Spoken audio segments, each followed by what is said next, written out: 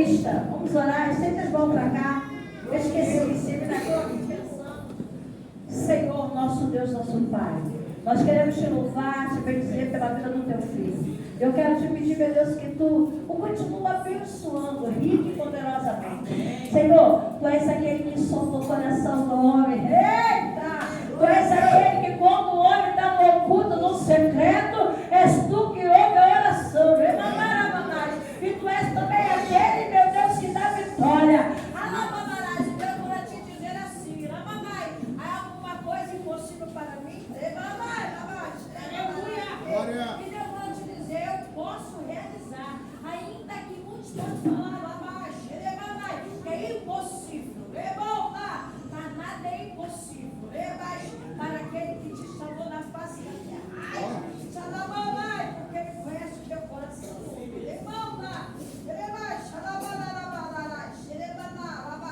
Ó Senhor, obrigado, Senhor, pela vida do teu filho e confirmar a vitória, o toca do alto da cabeça, a ponta dos pés.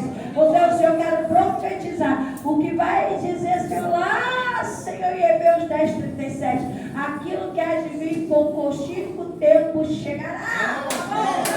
E não se tardará. Porque tu és Deus que do noite por dia. Aquilo que não existe. Toca nele, toca na esposa dele. Toca nos pés dos bois, Senhor. E vai derramando essa azeite na cabeça do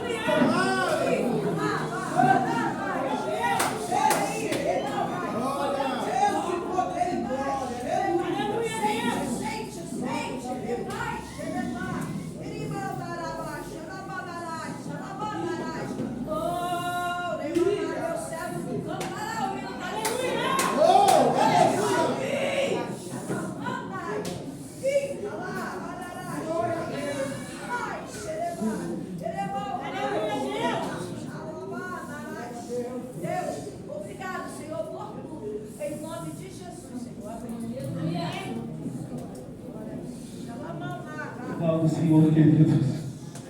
Aplauda o Senhor, queridos. A presença de Deus é forte neste lugar.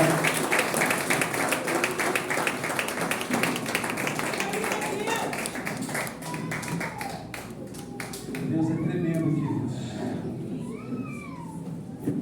Deus, Ele tem feito algo extraordinário no meio do seu povo. E nesse lugar aqui não seria diferente. Cadê o irmão que cantou aqui que é do projeto? Irmão, Deus manda dizer que foi Ele que te levou até lá. Foi Ele que te levou até lá. Foi Ele que te escolheu. Ele te escolheu com um propósito de você levar a palavra dele através do louvor, da adoração. Ele manda te dizer o seguinte: para aqueles que cantam e adoram, quando o trabalho se encerrar, é o teu ministério, daqueles que cantam e adoram, que vai subir. E ele diz o seguinte: jejum, oração e palavra, que vão te manter de pé. Que Deus te abençoe, queridos. Meus irmãos, você pode se sentar.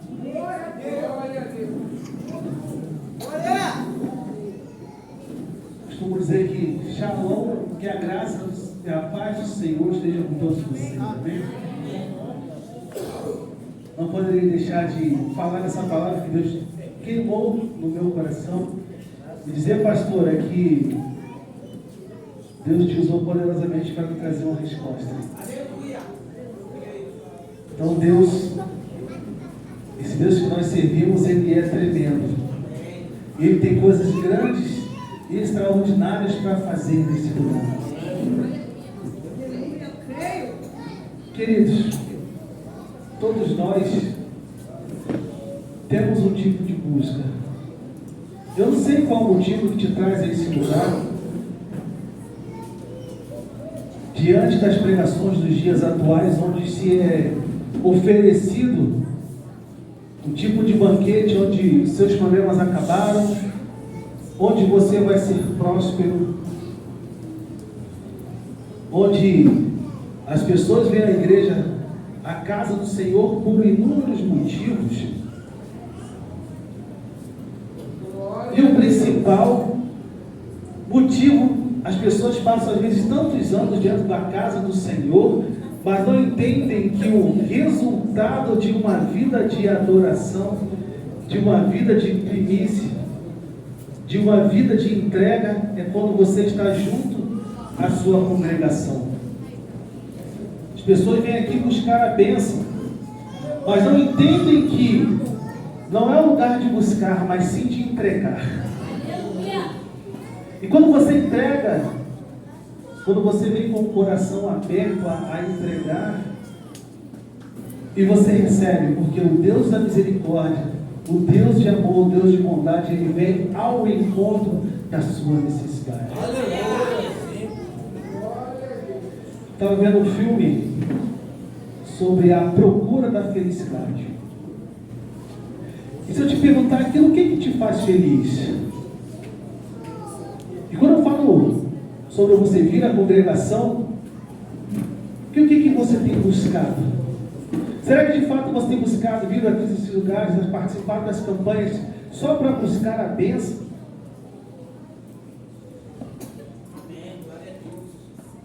Será que te move é só a tua busca? Aquilo que você necessita? E você deixa de desfrutar aquilo que vai te trazer a satisfação e a felicidade do teu período de vida aqui nesta terra. E o salmista, lá em Salmo 1, ele traz uma palavra extraordinária. Porque o Salmo 1, ele vai trazer um retrato de dois paralelos. Dentre eles, o homem justo e o ímpio. E ele vai trazer, e ele faz analogia entre a felicidade do justo, a ruína do ímpio, a estabilidade do justo, como uma árvore plantada ao ribeiro, e a instabilidade do ímpio, que uma palha seca, doente, destinada ao fogo. Então ele já começa a fazer uma diferenciação de quem é o justo, do outro lado o ímpio. O que você prefere ter na sua casa? Uma árvore frondosa, frutífera, ou aquele monte de capim? Certamente você vai escolher o quê? A árvore, porque ela dá fruto e dá sombra. Então o salmista ele não poderia ser tão precioso em trazer esses dois contrastes entre o homem em dois caminhos. E o salmista começa o salmo dizendo o seguinte: bem-aventurados. O que significa bem-aventurados? Tanto no hebreu quanto no grego, bem-aventurados, em português vai dizer feliz, mas no grego e no hebraico ele vai dizer que é muito feliz. É uma felicidade interna que vem de dentro para fora. Uma felicidade extraordinária. Pois aqueles que o veem diante das suas lutas e perseguições, das dificuldades que você tem passado, não entendem o porquê da sua felicidade. Se você ler o Salmo 1, nesse grande paradoxo entre o ímpio e o justo, você vai descobrir que a felicidade, ela vem do Senhor. Essa satisfação, ela é algo tremendo. Ora, não é pecado você ser feliz. Porque muitas vezes nós pensamos que a vida do crente é só prova. Você pergunta para o irmão: como é que você está, meu irmão? Irmão, estou na prova. Irmão, estou na luta. A vida do crente parece que o crente é aquele sádico que só com pancada no lombo. Mas essa não é a proposta de Deus para as nossas vidas. De entender que ser feliz é algo legítimo. O teólogo Batista, John Piper, disse o seguinte: que o problema do homem não é buscar a felicidade. Buscar a felicidade, queridos, é algo legítimo. Por isso que eu estou te perguntando, o que te faz feliz? Quais são os projetos de vida que você tem colocado diante do Senhor, que você tem projetado diante dele?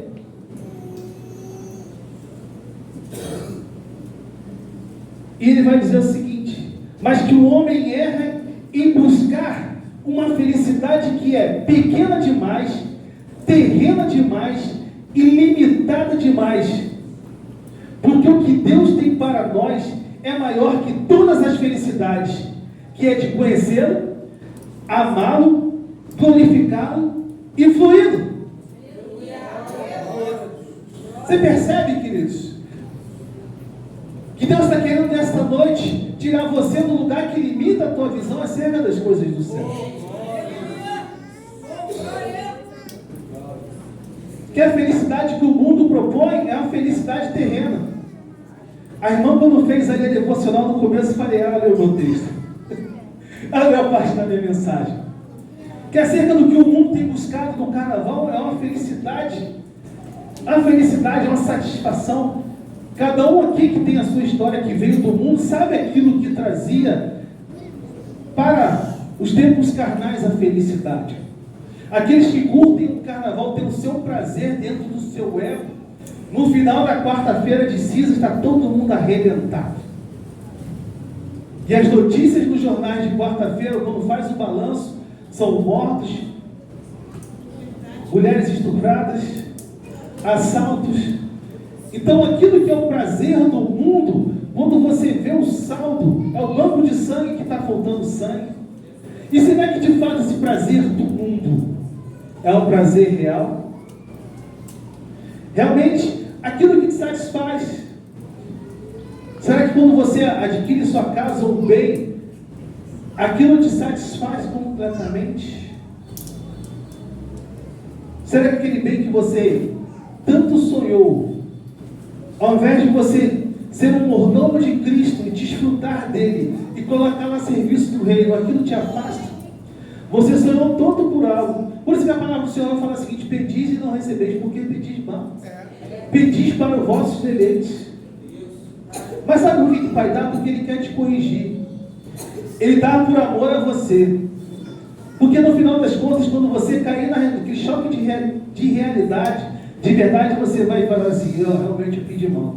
Isso me afastou. Conheço histórias de uma família que pediu um carro, porque naquele dia de chuva, com criança pequena, quando passa aquele irmão abençoado para dar aquela carolinha, que não já levou peso, bolsa de compra, passa aquele irmão abençoado no dia de chuva e dá uma carolinha. Só que aquele irmão conseguiu comprar um carro, consagrou até a chave no altar. Mas aí, queridos, ele começou a trocar a prioridade do reino para ir no teatro, para ir numa praia, o passeio do final de semana. Não é errado, queridos, porque Deus quer que você seja feliz. Mas sabe qual é o grande detalhe? Que trocou aquilo que era mais importante. Ele saiu da presença daquele que proveu a bênção para ele, para desfrutar de sua vontade. Então por isso nós devemos entender qual é o conceito de felicidade.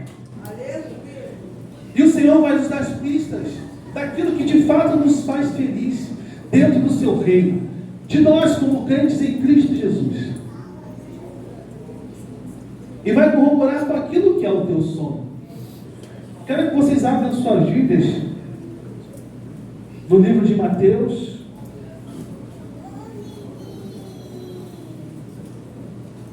no capítulo 5, dos versos de 1 a 12, que é a nossa palavra desta noite.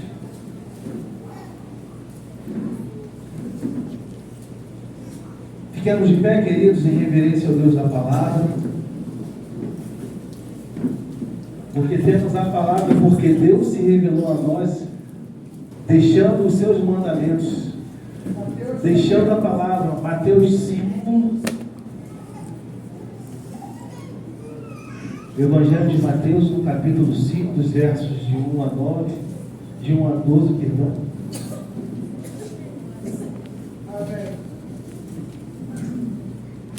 Você me acompanhe. Vai estar projetada a leitura, mas você pode me acompanhar, porque a versão pode ser um pouco diferente.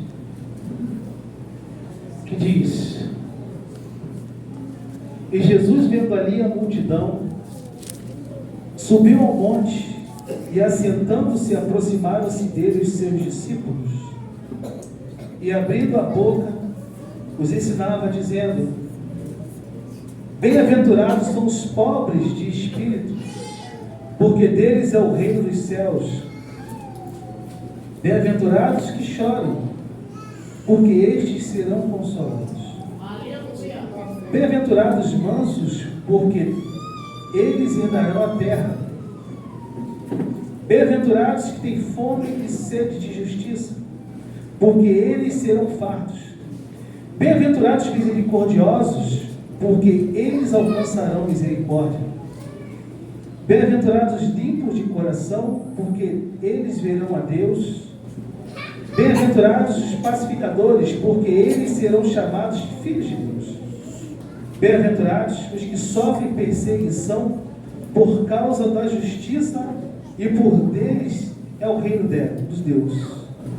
Bem-aventurados sois vós, quando vos injuriarem, perseguirem e mentindo disseram todo o mal contra vós por minha causa.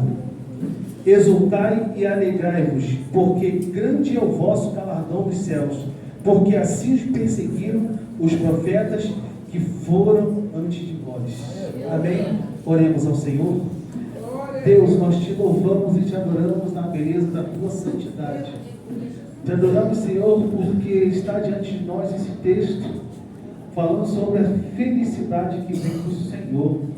Pai, em nome de Jesus, que esta palavra vá ao encontro a esta congregação, que esta palavra seja uma rema para esta noite. Deus, que os teus filhos nesta noite passem por uma metanoia, uma transformação de mente, de entendimento desta palavra, Senhor. Que traga aos teus filhos, Pai, leveza no coração e a felicidade de estar diante de um Deus que nos ama de uma forma incondicional. Eu te peço, Senhor Deus, que os teus filhos recebam esta palavra e o Senhor receba a nossa adoração como um cheiro suave ao trono da graça. Pai, continue conosco. Dá-nos, Senhor Deus, a tua revelação através desta palavra. É o que eu oro, agradecido em nome de Jesus. Amém. Os irmãos podem se assentar. Meu nome é Hernani Gomes, sou seminarista da Igreja Metodista em Pilar, sou sobrinho da tia Célia, e hoje vem me acompanhando a mulher mais linda das galáxias, que é minha esposa Simone, que de pé minha esposa, é que todos já conhecem, a mulher mais linda, a minha filha Renata, de pé. Essa é a minha família linda. O meu filho já esteve com vocês, com os jovens, na hora nona, no DNI, e tem sido uma bênção. Nossa família tem, Deus tem levantado para essa geração para anunciar as boas novas do Evangelho. Aleluia! E meu ministério é juntamente com a minha família, irmãos. Deus tem levantado, Deus nos trouxe a Renata de presente. Hoje, agora não somos 3, somos 4. E assim Deus tem levantado para nós ministrarmos a palavra do Senhor. Queridos, o verso 3, que diz: Bem-aventurados os pobres em espírito, porque deles é o reino dos céus. A ênfase dos humildes de espírito, ela vai se destacar de um princípio fundamental do cristianismo: a necessidade de reconhecer a fraqueza e a dependência de Deus. Temos uma ideia muito errada daquele que é pobre de espírito, e virou até um título popular, de falar que a pobreza de espírito é aquela pessoa mal educada, é aquela pessoa ruim, só é pobre de espírito dentro desta conotação. Mas o texto aqui ele vai nos apresentar o pobre de espírito, aquele que realmente, de fato, reconhece a sua fraqueza diante do Senhor. Aquele que atinge um nível de quebrantamento. Nós temos o exemplo de Davi, de alguém que foi conhecido como homem segundo o coração de Deus. Teve a marca do homicídio. Mas o que Davi nos chama a atenção como homem segundo o coração de Deus é a forma como ele se aquebrantava diante do Senhor. Nós precisamos ter em mente da forma, queridos, que nós devemos ser pobres nesse sentido. Nós devemos nos sentir frágeis diante do Deus da nossa salvação. Porque quem é o homem diante de Deus? Um ser adâmico, um ser fraco? Um ser de carne feito matéria, feito do pó? Diante do Deus Todo-Poderoso, um Deus onisciente, um Deus onipresente, um Deus onipotente. Um Deus que conhece você desde o ventre da sua mãe. Quando Ele te formou, Ele já te conhecia. Então, é diante de Deus que nós devemos encontrar a felicidade de ser pobre de espírito, de nos achegarmos a Ele, entender que nós, por mérito nosso, nós não somos nada. Nós não temos o poder de nos auto-salvar se não for por Ele. Talvez você pague o preço por um filho. Talvez você morra no lugar por um filho. Mas será que você morreria por alguém que te fez mal? Por alguém que te humilhou? Será que você estaria disposto a morrer por um inimigo? Mas Jesus morreu, queridos. Só Ele que poderia levar sobre si as nossas transgressões. Só Ele que levou para que o preço que foi pago trouxesse você até aqui. Precisamos entender e ter em mente que a nossa pobreza espiritual é nos chegarmos diante do Senhor, não com aquela falsa humildade, só o pequenino da casa do Senhor, mas a forma de você se derramar diante dele. Você precisa se derramar. Ele te conhece no secreto. Claro que diante de uma plenária, ao sendo chamado para orar, nós usamos algumas palavras, nós medimos aquilo que nós vamos falar diante do Senhor. Mas no secreto, querido, no discipulado 1 a 1 com Ele te conhece. Ele quer ouvir de fato o que você sente. O Senhor está com os braços abertos, com ouvidos atentos, para ouvir você falar. Portanto, a bem-aventurança dos humildes, ela vai refletir a inversão dos valores mundanos, onde aqueles que se consideram pobres de espírito são, na verdade, ricos em bênçãos espirituais e têm acesso ao reino de Deus. Você crê nisso? Você entende da riqueza que é ser pobre? Porque a matemática de Deus é a inversa. Onde você, para subir, você tem que descer. Onde para você ser exaltado, você tem que se humilhar. E dentro dessa atmosfera, nós precisamos entender que devemos avançar diante do Senhor. E o Senhor nos dá acesso a ser pobre diante do Senhor, é ser rico diante dele. Quantos homens têm o ego atingido, deixam de falar, deixam de fazer? Então o mimimi dentro da igreja é algo que nós devemos nos preocupar. Vivemos uma geração de mimimi, onde você não pode ter uma palavra dura, mas uma palavra de encorajamento, porque exortação é essa palavra dura, mas é uma palavra de edificação.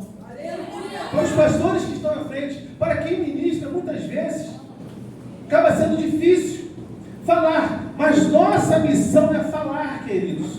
Então, quando o teu pastor te exorta, porque ele quer ver você bem.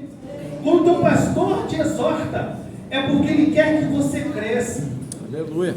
Porque o amor de Deus, ele vem sobre a responsabilidade, sobre a autoridade dos pastores, dos teus líderes, para que eles possam entregar essa palavra para que você cresça. Amém, queridos? Seguindo, o verso 4 diz: bem-aventurados que choram, porque serão consolados. E é interessante que nesse versículo é uma declaração de bem-aventurados que choram. Ele provoca em nós uma reflexão profunda na natureza do sofrimento e da consolação. E que choro é esse? Nós temos uma visão errada de Jeremias, que ele é conhecido como um profeta chorão. E no nosso popular, aquele pessoa que é chorona, é uma pessoa fraca, é uma pessoa que não aguenta nada. Mas imagina no mundo de Jeremias em Jerusalém, ali onde as pessoas viviam uma iniquidade, um homem justo anunciando que o juízo sobre Jerusalém viria, que o cativeiro viria. E ele, por amor a Jerusalém, ele era escorraçado. Nos dias de hoje, ele ia falar que ele era cancelado. Mas esse versículo falando sobre o choro, de você ser feliz com os que choram, de você ser feliz por chorar, é você se abrir diante do teu Pai. Porque o suor, Deus não colhe, mas Ele colhe lágrimas. As lágrimas do teu choro, o Senhor recolhe como sementes. Então aquilo que você pede com choro, que você semeia com lágrimas, o Senhor pega aquelas lágrimas e transforma em bênçãos.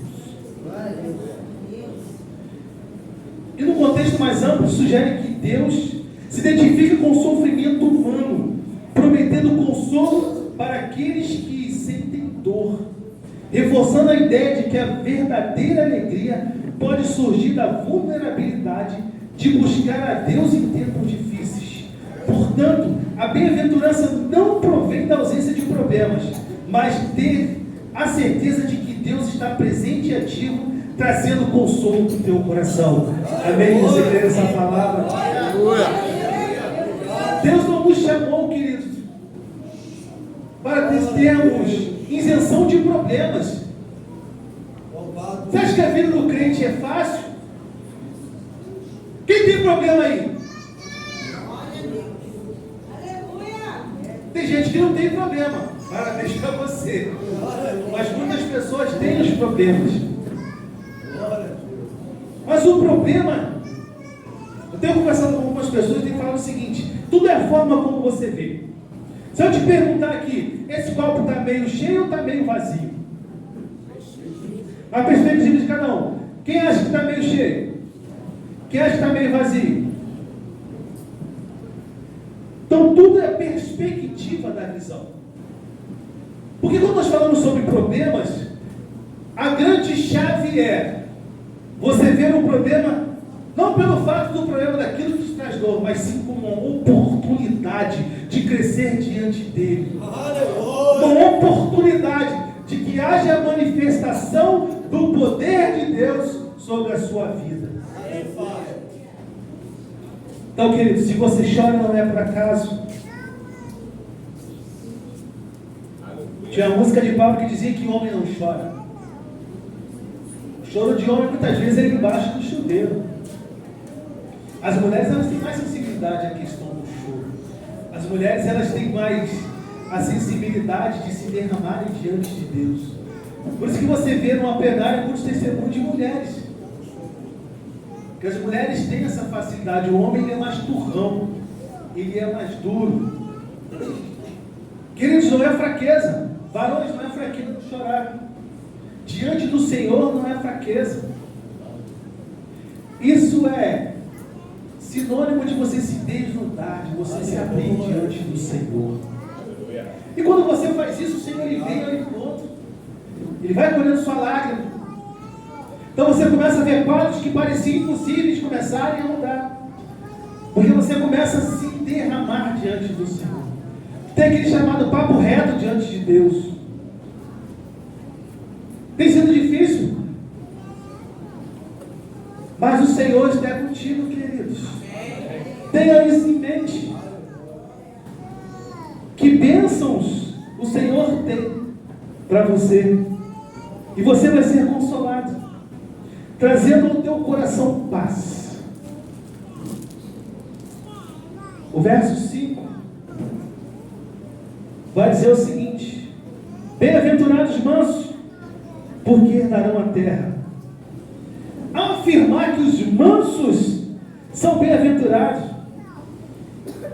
ele reverte os valores do mundo que frequentemente exalta a força e a agressividade.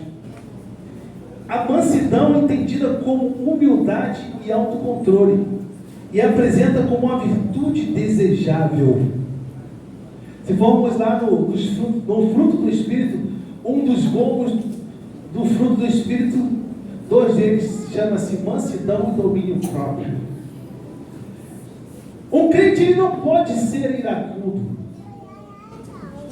Então, como alguém que é feliz pode ser iracundo, pode ser destemperado, nós devemos ser vigilantes quanto às nossas ações e nossas atitudes. Porque muitas vezes passa-se anos para construir uma reputação, mas apenas uma atitude pode derrubar tudo aquilo que você construiu. Você já viu a palavra, a frase, e é crente?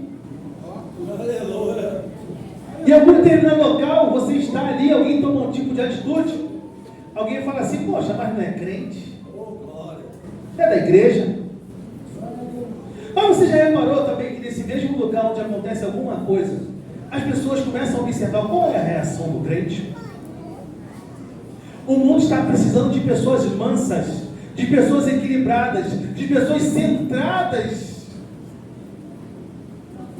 E ser feliz, demonstrar mansidão, é você ser feliz.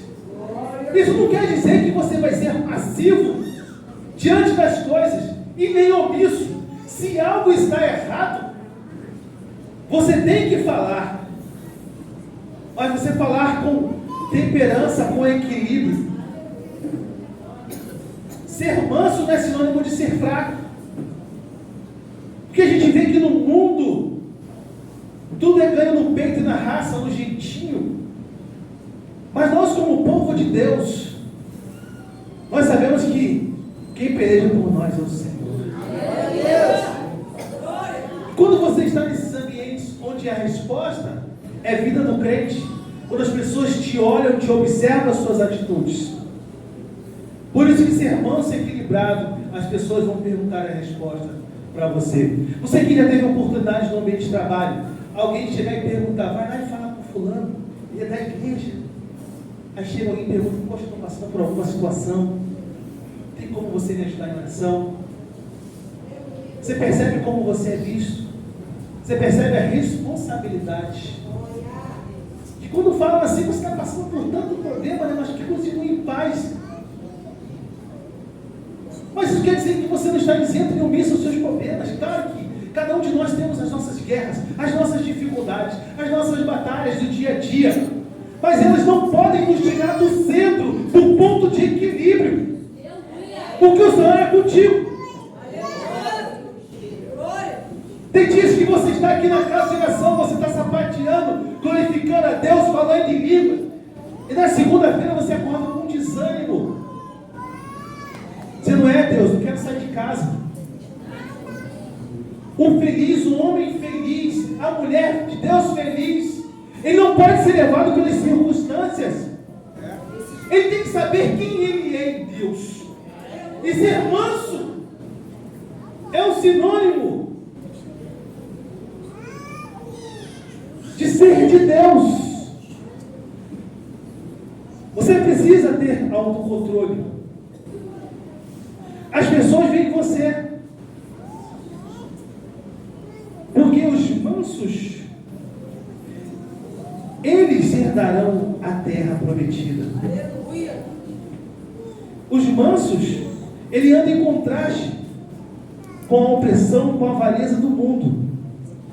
Feliz é o manso, porque a sua esperança ecoa na promessa. Aos que se entregam diante de Deus, viverem como humilde, encontrar encontrarão um lugar e propósito. Que Deus usa, querido, aqueles que são equilibrados. Você encontra um propósito em Deus. Quando você é manso, você começa a entender de uma forma muito clara a lição. Porque quando você anda agitado para cima e para baixo, para lá e para cá, o Espírito Santo ele quer falar contigo, mas você não para. Você não consegue estar centrado. O Espírito Santo quer falar com você. Quero falar, mas você está tão agitado, não consegue parar e centrar-se. Todos nós falamos assim, nas orações, fala Deus. Você começa a falar, em nome de Jesus, amém. Aí o Espírito Santo, na hora que eu ia falar, fechou, amém? Calma. Aí como alguém é feliz se não ouve a voz do Espírito Santo? Como alguém denota de que ele é, se ele não é ouvido? Seguimos. Nos versos 6 vai dizer o seguinte: bem-aventurados que têm fome e sede de justiça, porque serão saciados. Isso é uma declaração clara e poderosa dos valores do reino de Deus. Porque ele é um contraste com os valores do mundo. Essa é uma bem-aventurança, porque Jesus dirige aqueles que têm profundo desejo de justiça. O uso repetido de fome e sede sugere um anseio contínuo e insaciável, implicando que o tal desejo em busca é essencial para a vida espiritual. Ter fome da palavra, ter sede de beber da água da vida. Glória a Deus. Um crente é feliz quando ele é insaciável da presença do Senhor na vida dele, da presença do Espírito Santo. Aleluia. Dele ter fome e sede de justiça, porque serão saciados. Porque quanto mais você busca conhecimento da palavra, quanto mais você busca o Espírito Santo, ele te sacia. Mas é um contraste. Ele te sacia, mas gera em você mais desejo de buscar a ele. Porque você busca e encontra a resposta. Isso começa a despertar em você um gatilho de quanto mais você buscar, quanto mais você procurar, quanto mais você ter sede da justiça, mais você se enche dele. É como, tem um livro chamado Pão Diário. É como se fosse aquela porção do dia a dia. É como se você buscasse um maná para aquele dia. Porque o maná daquele dia, ele não poderia ser guardado para o outro dia. Assim é a palavra do Senhor, assim é nova cada manhã. Aquele texto que você leu hoje, ele vai falar contigo de uma maneira, porque é um pão para hoje. Porque amanhã ele vai falar no mesmo texto, de uma maneira diferente. E você assim vai se manifestar na glória de Deus. Porque ele, a cada dia, a cada busca, ele vai se manifestar diferente. Charles Spurgeon, ele tinha 500 sermões em João 3,16. É um versículo que muitos dos pregadores eles correm dessa palavra, porque é um versículo que é muito fechado. Como falar que Deus amou o mundo de tal maneira que deu seu Filho único, para que todo aquele que nele não, mas tenha vida eterna. Aleluia. Louvado seja o nome do Senhor. Você pode aplaudir o Senhor com essa palavra? Essa palavra que te trouxe aqui.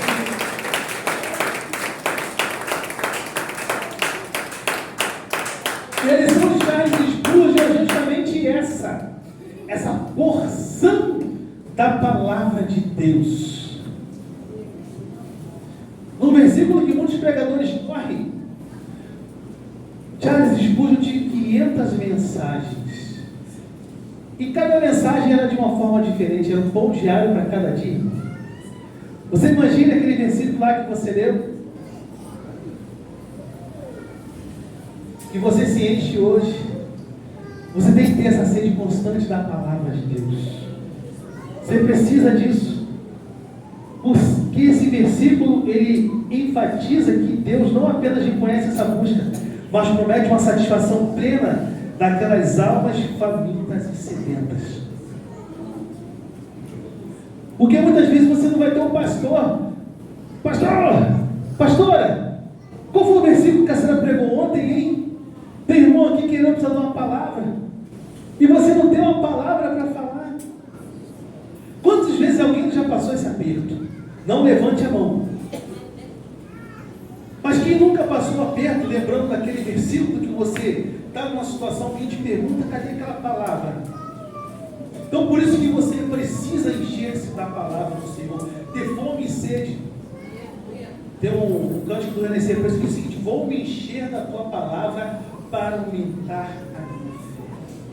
Daquilo que me traz alegria, esperança, ânimo e força para continuar. Quantas vezes você não se sente desanimado, meu irmão? E alguém te ministra uma palavra e apenas um fragmento da palavra de Deus reativa você no Espírito.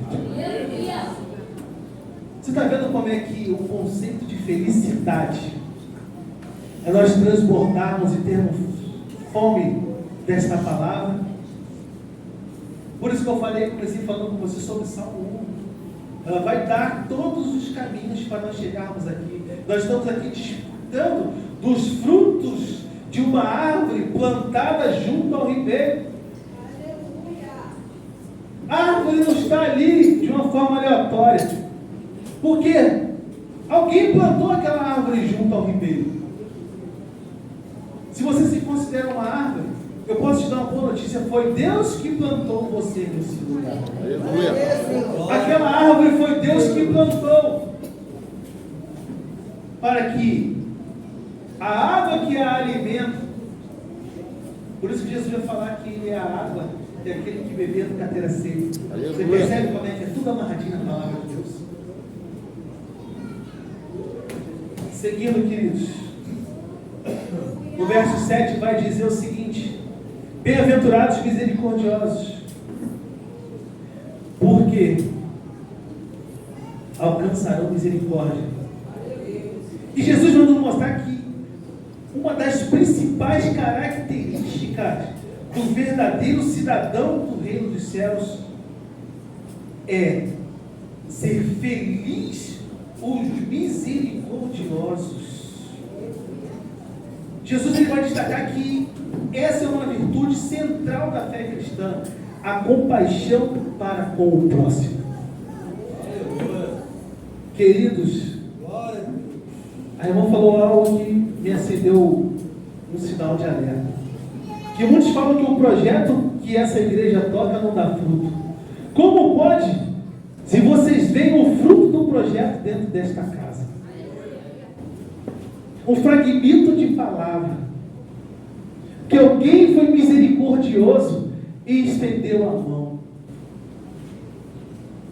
A felicidade de estender a mão ao próximo, um gesto de amor. Nós fomos chamados ali para sermos capelães da Igreja Metodista em Pilar, desenvolveu um projeto de capelania pastoral, onde nós ali estamos começando a atender a demanda dos irmãos da igreja.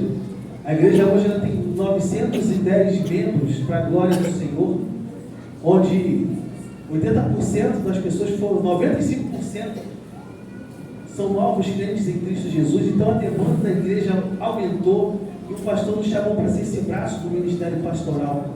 Então, semana passada nós fomos visitar uma irmã de 87 anos, uma irmã que tinha um histórico dentro de nossa igreja. Então a igreja, devido ao movimento, deixa os seus idosos para trás, aqueles pacientes. Temos mais 2 irmãos ali com dificuldades também na área da saúde, onde nós ali levamos a palavra. E como foi gostoso levar a misericórdia daqueles irmãos. Eu confesso a você que nós fomos ali levar a palavra, mas eu e o irmão que foi comigo, nós saímos ali fortalecidos. Aleluia. O testemunho daqueles irmãos foi algo extraordinário. E um testemunho daquele irmão foi o seguinte: o irmão foi para o médico, ele não foi atendido, mas ele veio clamando ao Senhor porque tinha uma situação delicada. Ele falando com o Espírito Santo o seguinte: Espírito Santo, fala comigo se o Senhor me ama, fala comigo como estou aguentando. Ele chegando em casa, aí vem um doido, né? Todo bairro tem. O Pilar tem. Acho que aqui não tem não, né? Não tem. Então, vem um doido com um pedaço de porrete na mão e um copo. Aí ele chegou assim, vou apanhar. Ele chegou, posso falar com o senhor? O senhor deixa eu ir com o senhor. Eu falei, rapaz, eu vou até ali. Posso ir junto? Não apanhou, né? Então pode. Então ele foi junto. Quando ele estava chegando perto do amigo que queria falar, o rapaz parou. Aí ele olhou para trás e falou assim, ó, Deus manda te dizer que o Espírito Santo te ama. Ele está contigo. Deu as costas e virou e foi embora.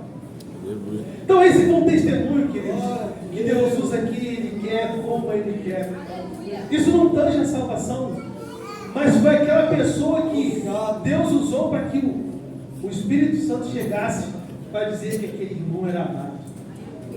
Glória a Deus. Então você percebe, queridos, que os misericordiosos, que é uma virtude daqueles que amam a Deus, que numa harmonia, você ser uma pessoa carrancuda, você ser um péssimo vizinho, um péssimo colega de trabalho, se você não demonstra misericórdia. Então, como há uma harmonia daquela pessoa que tem um caráter duvidoso e não demonstrar misericórdia, chegar aqui e conseguir cantar, conseguir louvar, ou dizer que é um diácono, um pregador, coisa qualquer, se você não demonstra misericórdia? Você precisa ser misericordioso, porque isso vai te trazer felicidade. Amém? Verso 8 vai dizer o seguinte: bem-aventurados os limpos de coração, porque verão a Deus. Jesus, ele declara bem-aventurados os puros de coração, sugerindo que a pureza interna é o requisito primordial para estar em comunhão com Deus. A pureza de coração ela implica em um estado onde não há hipocrisia, pecado ou afeições desordenadas. É um chamado à sinceridade, à busca de vida em conformidade com os preceitos divinos. A palavra de Deus, em Salmo 51, 10, vai dizer: cria em mim, ó Deus, um coração puro e um espírito estável. Precisamos ter isso no nosso coração. Temos um grande defeito que é achar que o pecado externo, muitas vezes de orgulho sexual, é o pecado mais feio e cabuloso. E aquele que tem um coração perverso? Não tem coragem de fazer o mal, mas tem um coração perverso. Aquele coração que é fofoqueiro, que é mentiroso. Isso estou falando lá fora, estou falando dentro da casa do Pai. Não tem como uma pessoa que tem um coração pesado ela ser feliz. E quando fala sobre esse coração aqui, não é um coração angustiado de uma pessoa que está passando por dificuldade, não, é um coração maléfico. É um coração ruim. É alguém que de fato não teve experiência com Deus. Por mais que tenha aquele sorriso amarelo transpassando uma felicidade, mas de fato está vivendo de aparência. Porque aquele que de fato é feliz, transporta a felicidade.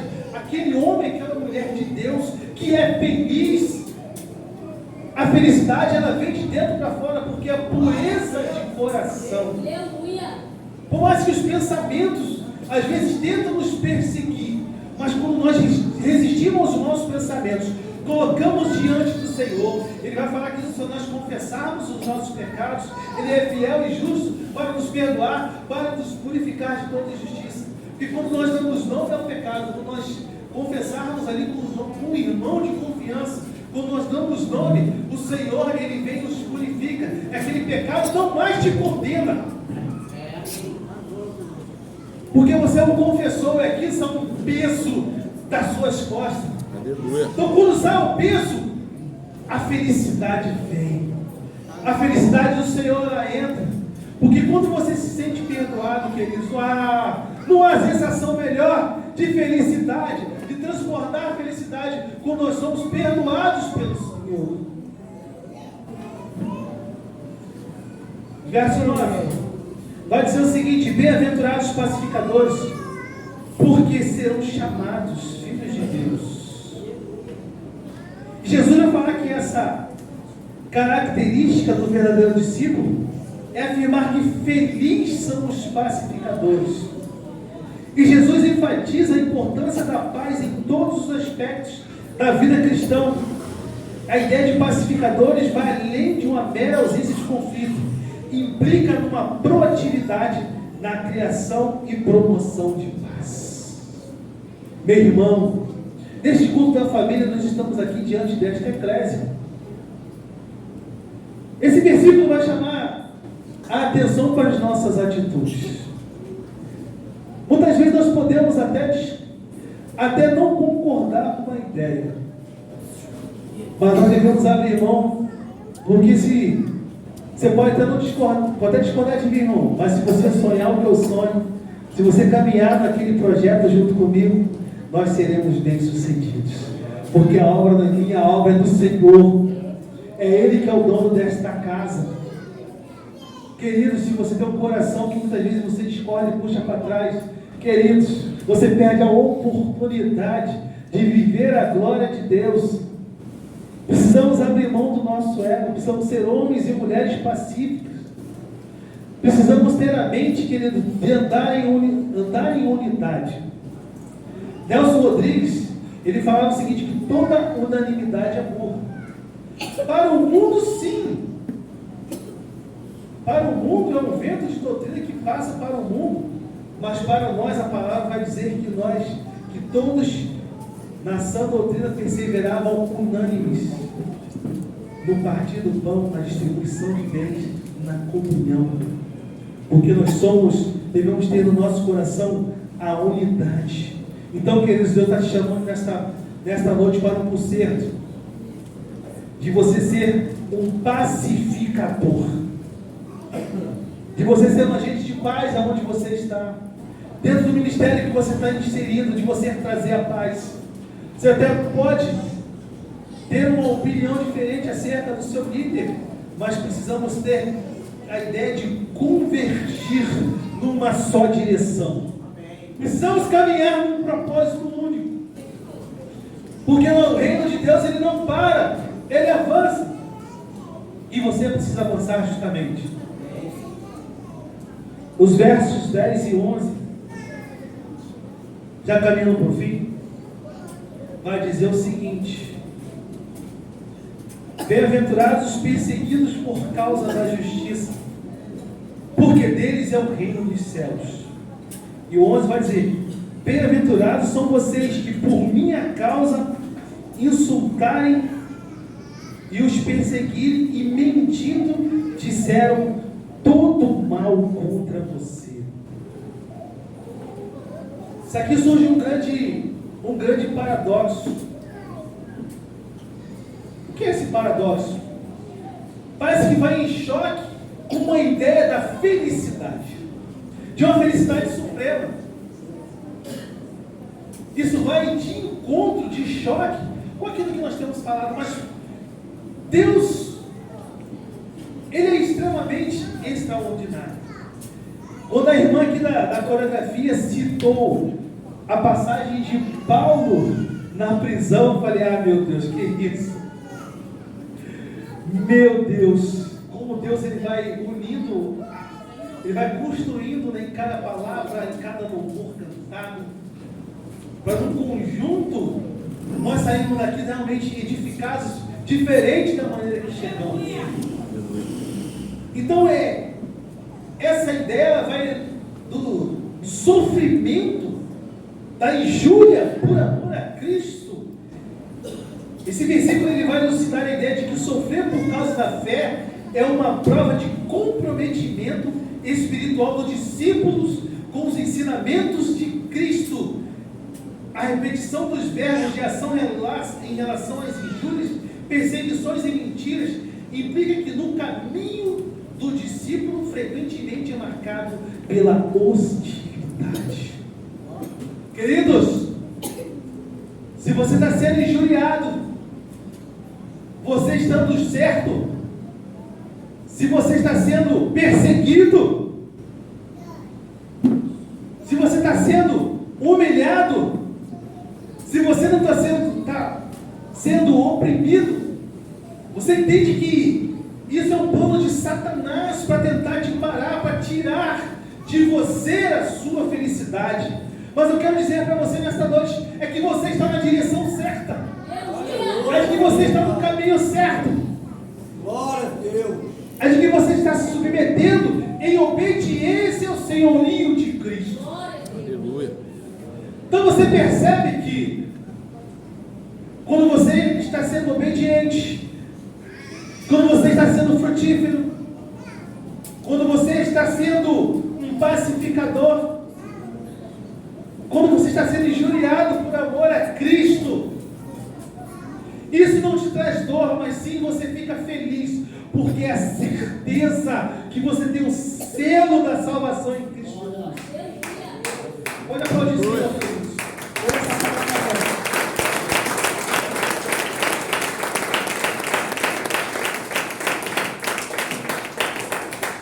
Por que você é feliz? Porque você permanece fiel em meio às dificuldades. Aleluia. A palavra do Senhor na Apocalipse vai dizer que ser fiel até a morte e dar-te-ei a coroa da vida. Essa coroa dessa corrida, essa corrida que você está traçando, de você permanecer feliz em meio às tribulações, é que naquele grande dia você vai ouvir: seja bem-vindo à destra de meu Pai. Querido, você é feliz, seja feliz em Cristo Jesus.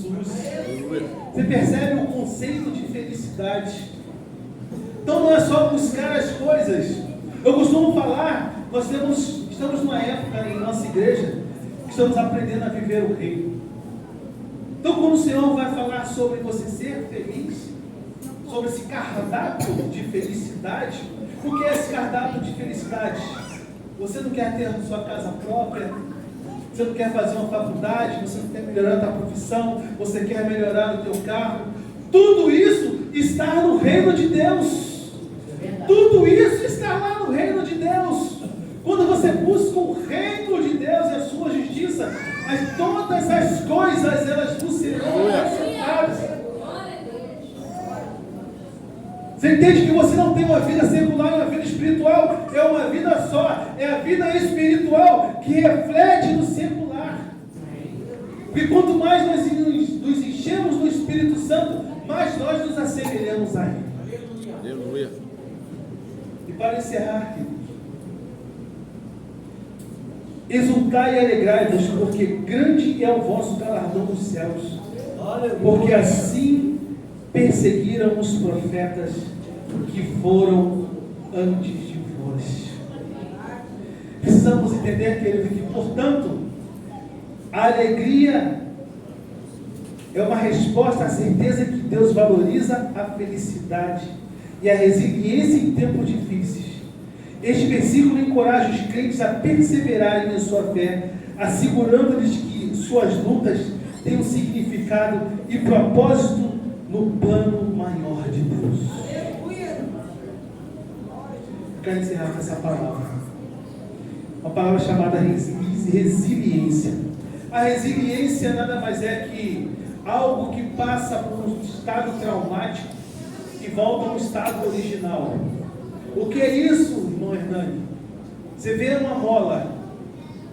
Uma mola, o estado traumático é quando ela é apertada, sofre o atrito, depois ela volta para o lugar. Ela volta para o lugar e continua o seu processo. Mas ao longo do tempo, as marcas numa espiral vão denotar as marcas do atrito, da luta que ela sofreu. Queridos, eu não sei qual é a tua luta, mas nós aprendemos nesta noite que nós somos muito felizes em Cristo Jesus. Os dias não são bons, mas nós devemos nos apegar a Deus. Nós devemos buscar a Deus. Invocar ao Senhor enquanto se pode achar. Glória. Buscai-o enquanto está perto. Aleluia. Queridos, nessa noite eu quero te convidar a dar um passo de fé. Talvez você chegou aqui sobrecarregado, cansado. Talvez assim a sua visão esteja turva. Mas Salmo 1 vai dizer que você é feliz, porque você não anda segundo o conceito dos ímpios, não se assenta na roda dos pecadores, e nem se detém no caminho dos pecadores. Mas antes tem o seu prazer na lei do Senhor e medita nela de dia e de noite.